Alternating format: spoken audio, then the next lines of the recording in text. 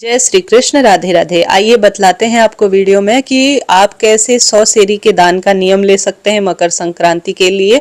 यह सरल विधि होती है। कई लोग तो डर जाते हैं कि 100 सेरी अर्थात 100 किलो दान की बहुत कठिन प्रक्रिया होती है। नहीं जी, यह बहुत सरल प्रक्रिया है और महायज्ञ हवन दान के समान और महादान के रूप में इसे जाना जाता है। इससे पितृ प्रसन्न होते हैं, नवग्रहों की दशा सुधरती है और आप यह कार्य करते हैं तो पूरा परिवार इससे सुख पाता है। परंतु इसमें सावधानी जरूर रखी जाती है। कुछ चीजें बिल्कुल दान नहीं की जाती हैं और प्रश्न आता है विधवा महिला को और साथ ही अपनी बेटियों को क्या इसे दान में दे सकते हैं। तो ध्यान से सुनो कौन कौन सी चीजें आपको दान करनी है और कौन सी बिल्कुल दान नहीं करनी है। यह वीडियो आपके लिए बहुत सुंदर और श्रेष्ठ रहेगा। सरल विधि नियम आपको बताए जाएंगे ताकि आपको कोई भी दिक्कत ना हो। कोई भी प्रश्न हो जाए ना वीडियो से संबंधित तो आप पूछिएगा। अपना चैनल है शुभ मुहूर्त भी आप जानेंगे तो सुनिएगा, अंत तक बने रहिएगा।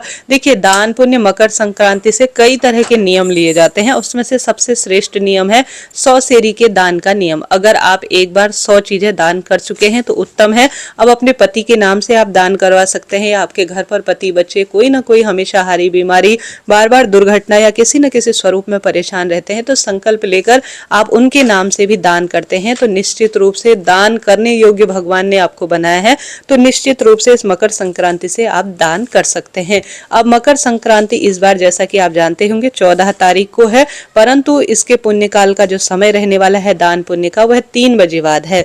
अर्थात 3 बजकर करीब करीब 6 मिनट बाद जो सूर्य भगवान है वह धनु राशि से मकर राशि में प्रवेश करेंगे। तो आप जो दान पुण्य करेंगे ना, 100 सेरी के दान का नियम लेंगे तो वह 14 तारीख को 3 बजकर 6 मिनट के बाद ही लेंगे। इस बात को ध्यान रखिएगा।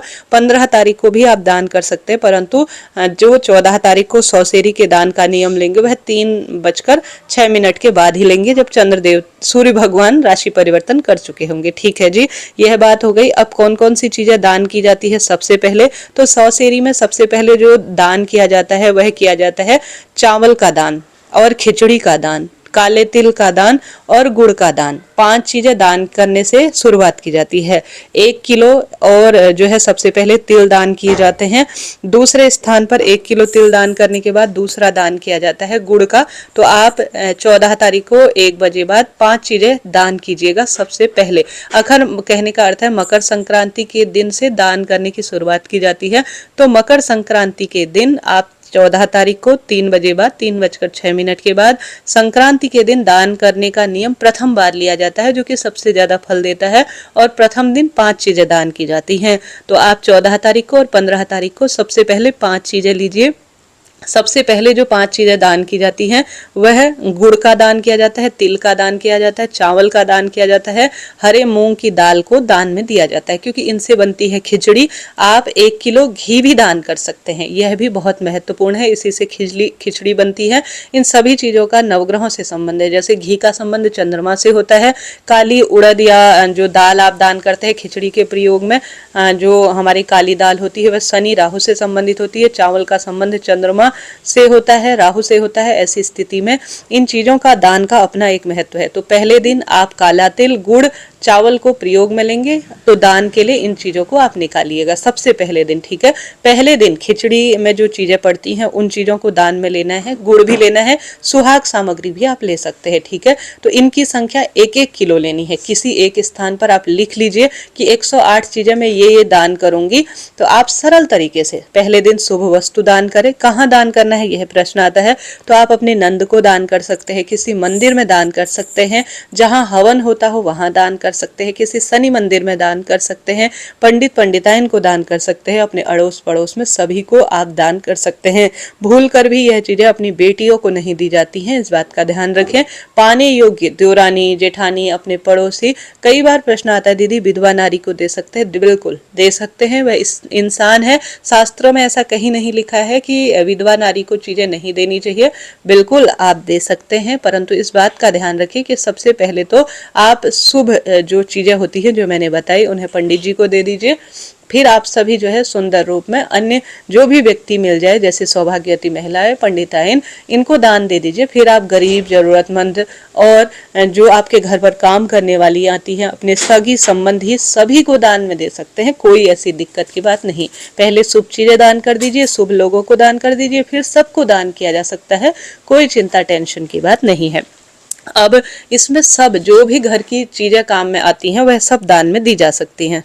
1 किलो आप छाता दान कर सकते हैं, 1 किलो स्टील के बर्तन दान कर सकते हैं, 1 किलो आप तांबे के बर्तन जो है जाइए कहीं से जहां से ये दुकानों में मिलते हैं वहां से 1 किलो तुलवा कर ले आइए, और जो भी आपको मिल जाए। अब कितने समय में यह दान करना है, देखिए कई लोग 1 साल में पूरा कर लेते हैं दान, कई लोग जो है 2 साल में भी कर लेते हैं, कई लोग 3 साल में भी कर लेते हैं। कहीं चीजों को एक कागज में या कैलेंडर में नोट करते हुए जाइएगा, मैंने 1-1 किलो की यह चीजें दान कर ली हैं, सब चीज हो जाता है जी। एक बार आप शुरू कर लेंगे ना कार्य तो बिल्कुल वह काम हो जाएगा।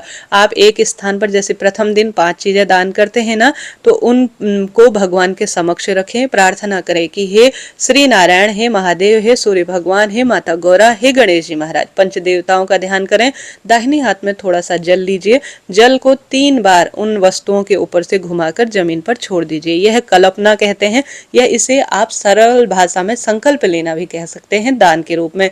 एक बार ही 100 किलो आप घर पर नहीं ला सकते हैं चीजें, तो 5-5-5-5 की संख्या में, अर्थात 5 किलो आप चीनी ले आए तो अलग अलग जगह, जैसे 1 किलो चीनी ले आए तो दान दे दी, 1 किलो चाय पत्ती दान दे दीजिए, 1 किलो गेहूं, 1 किलो चने, जो भी आपसे बन पड़े, घर में सर्फ साबुन, कुछ आलू गोभी मटर जो भी आपको मिल जाए, कुल मिलाकर 100 सेरी मतलब 100 चीजों जो है 100 किलो जो है दान करने के रूप में कहा जाता है। अब प्रश्न आता है दीदी इसमें हमें क्या नहीं देना चाहिए, मिर्ची कभी नहीं देनी चाहिए, हरी मिर्च, और साथ के साथ आप सभी को इस बात का ध्यान रखना है प्याज लहसुन तामसिक चीजें बिल्कुल भी दान में न दे, और सारी चीजें जो गृहस्थ जीवन में काम आती है, कपड़े जो भी आप यूज करते हैं, जूते छाता चप्पल, जो भी आपको लगता है मैं दान देने योग्य हूँ, तो 1-1 किलो की संख्या में 100 चीजें दान कर दीजिए। 100 सेरी का नियम पूर्ण हो जाता है। अब 1 किलो सोना और 1 किलो चांदी कैसे दान करें इतनी महंगाई में, तो सोना चांदी दान करने का भी सरल प्रावधान कहा गया है।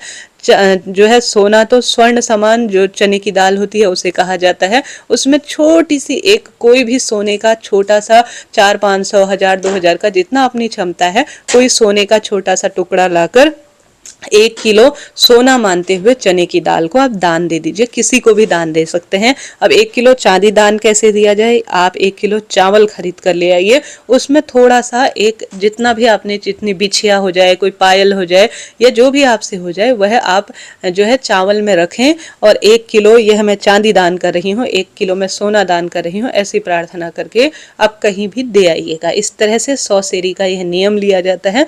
इसको कोई कठिन नहीं है, अपनी क्षमता सकती महंगी चीजें नहीं ला सकते तो सस्ती चीजें भी दान में दी जा सकती हैं। तो 1 किलो 100 सेरी के जो है नियम के रूप में इस तरह से किया जाता है। बड़े बड़े सुंदर दिनों में दान करते हैं तो और फल मिलता है, जैसे एकादशी, अष्टमी, अमावस्या, पूर्णिमा और जो श्रेष्ठ श्रेष्ठ दिन आते हैं उनमें दान करने से ज्यादा श्रेष्ठ फल मिलता है। तो आप संक्रांति से शुरू करते हुए कभी भी दान कर सकते हैं। कोई प्रश्न हो पूछिएगा। चैनल को सब्सक्राइब करें। 14 चीजें कौन कौन सी दान की जाती हैं इसी वीडियो के नीचे कमेंट्स में पिन किया हुआ है, आप देखिएगा। अभी के लिए इतना ही। हरे कृष्णा।